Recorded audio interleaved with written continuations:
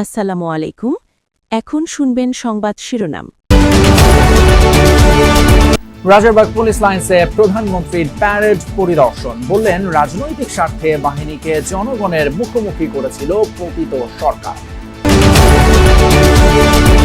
প্রায় ৩,০০০ কোটি টাকা খরচের পর শেষ পর্যন্ত বাতিল হচ্ছে ঢাকা গাজীপুর বিআরটি প্রকল্প। সাধারণ সড়কের মতো ব্যবহৃত হবে করিডর। হাম এবং উপসর্গে দীর্ঘ হচ্ছে মৃত্যুর মিছিল। ২৪ ঘন্টায় প্রাণ গেল আরও ৩ শিশুর। হাসপাতালের রোগীর চাপ সামাল দিতে হিমশিম অবস্থা।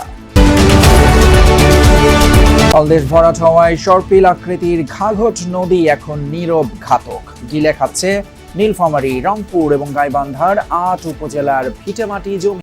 এখন শুনবেন বিস্তারিত। জনগণের জানমালের নিরাপত্তা নিশ্চিতে সাধ্য এবং সামর্থ্যের সবটুকু দিয়ে চেষ্টা করবে পুলিশ বাহিনীর কাছে, এমনটাই প্রত্যাশা বর্তমান সরকারের।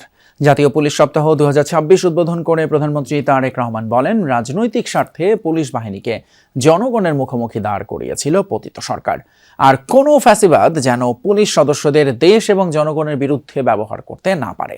পুলিশকে জনগণের সাথে মানবিক এবং পেশাদার আচরণের আহ্বান জানান প্রধানমন্ত্রী।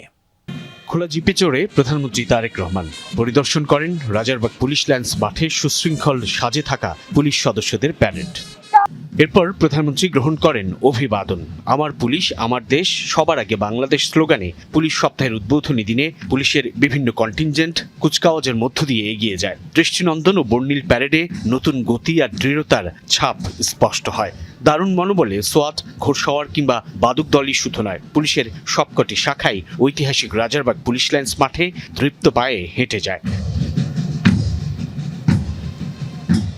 বক্তব্যের শুরুতেই প্রধানমন্ত্রী শ্রদ্ধায় স্মরণ করেন ১৯৭১-এর ২৫শে মার্চ হানাদার বাহিনীর বর্বর হামলায় নিহত পুলিশ সদস্যদের। উত্তাল উত্তেজনায় মুখর সেই মার্চে রাজারবাগ পুলিশ লাইন্সে একসঙ্গে পুলিশ সদস্যদের জড়ো করে রাখার পেছনে তৎকালীন রাজনৈতিক নেতৃত্বের উদ্দেশ্য নিয়ে মুক্তিযুদ্ধ গবেষকদের গবেষণার আহ্বান জানান প্রধানমন্ত্রী। বর্ণিল এই প্যারেড পুলিশ সদস্যদের শৃঙ্খলা, আত্মমর্যাদা ও দায়িত্ববোধের প্রকাশ বলে উল্লেখ করেন প্রধানমন্ত্রী তারেক রহমান। ২৪-এর গণঅভ্যুত্থানের পর জাঁকজমকপূর্ণভাবে নতুন রাজনৈতিক সরকারের অধীনে বাকি কাজ শেষ না করেই ঢাকা গাজীপুর বিআরটি প্রকল্প বাতিল করার নীতিগত সিদ্ধান্ত নিয়েছে সরকার।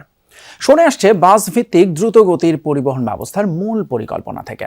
সাধারণ সড়কের মতোই ব্যবহৃত হবে বিআরটি করিডর, থাকতে পারে টোলের ব্যবস্থা।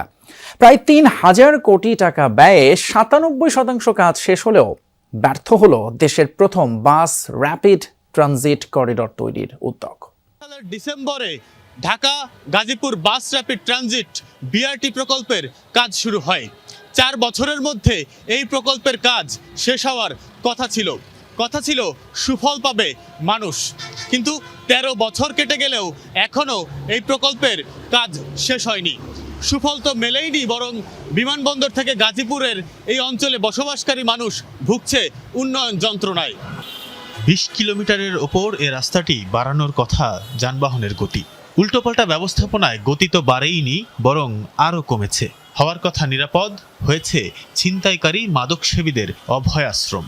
অভিভাবকহীন বিআরটি রাস্তার অন্ধকার স্টেশনগুলোর সামনে দিয়ে দিনের বেলায়ও চলতে ভয় পান পথচারীরা। পুলিশের টহল নেই, প্রকল্প সংশ্লিষ্ট কেউ নেই দেখার জন্য।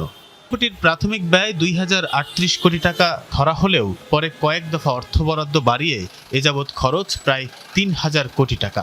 যদিও প্রকল্পের ৩% কাজ এখনও বাকি।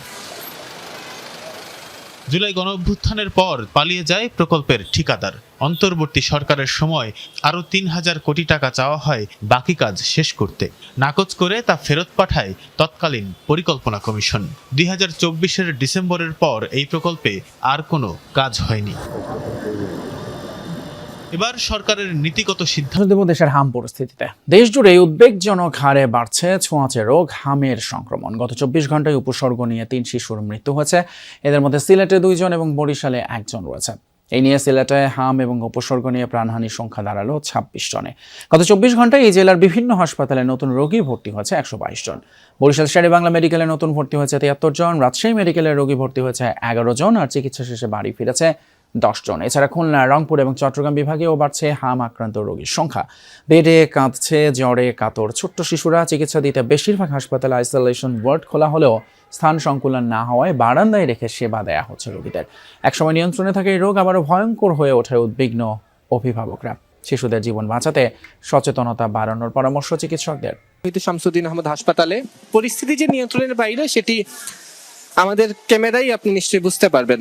আমরা এই মুহূর্তে আছি হাসপাতালের 4 নম্বর ওয়ার্ডে। আমরা এখন পর্যন্ত আসলে 5 মিনিটের মধ্যে দেখলাম যে 3 জন রোগী সেখানে ভর্তি হয়েছেন। যদিও তাদের আসলে এখানে হাসপাতালে যে বেডে তাদেরকে দেওয়ার সুযোগ নেই, দিলেও আসলে হয়তো এক বেডে 2 জন বা 3 জন রোগী চিকিৎসা দিতে হচ্ছে। পাশাপাশি যাদের বেডে হচ্ছে না তাদেরকে মেঝেতে রেখে চিকিৎসা দিতে হচ্ছে। এই চিত্রই আসলে গত 2 থেকে 3 দিন ধরে আমাদের কাছে আরো বেশি সামনে আসছে। অর্থাৎ পরিস্থিতি যে নিয়ন্ত্রণের বাইরে সেটি এই চিত্রগুলোই বলে দিচ্ছে। আর এর বাইরে মৃত্যুর যে হারটা, সেই হারটাও আসলে যেহেতু রোগী বাড়ছে, মৃত্যুর হারটাও বাড়ছে। এবং চিকিৎসকরা যেটি বলছেন যে যেহেতু আগের 2 বছর হামের টিকার অব্যবস্থাপনা ছিল, যার কারণে কমিউনিটি লেভেলে শিশুদের যে ইমিউনিটি সেটি দুর্বল হয়ে গেছে। ফলে শিশুরা আক্রান্ত হওয়ার সাথে সাথেই আসলে তাদের যে শারীরিক জটিলতা, নিউমোনিয়া, হার্ট ফেলিওরের মতো শারীরিক জটিলতা তৈরি হচ্ছে, ফলে মৃত্যু হারটা বাড়ছে। এবং বিশেষজ্ঞরা যেটি বলছেন যে যেহেতু এবার টিকা দেওয়া শুরু হয়েছে, 1 মাসের মতো টিকা দেওয়া আসলে চলছে সারা বাংলাদেশে, ফলে এই কমিউনিটি লেভেলে যে ইমিউনিটি সিস্টেম সেটি তলদেশ ভরাট হওয়ায় সর্পিল আকৃতির ঘাঘট নদী এখন নীরব ঘাতকে পরিণত হয়েছে। ভিটেমাটি জমি গিলে খাচ্ছে নীলফামারী, রংপুর এবং গাইবান্ধার 8 উপজেলায়। ক্ষণে ক্ষণে গতিপথ পরিবর্তন করে নতুন নতুন এলাকায় আঘাত হানছে এই নদী। বছরের পর বছর ধরে পানি উন্নয়ন বোর্ড সহ সংশ্লিষ্ট দপ্তরে ধর্ণা দিয়েও মিলছে না কোনো সমাধান। হক মিঠাপুকুর ভাঙনির ফকিরপাড়া গ্রামের বাসিন্দা।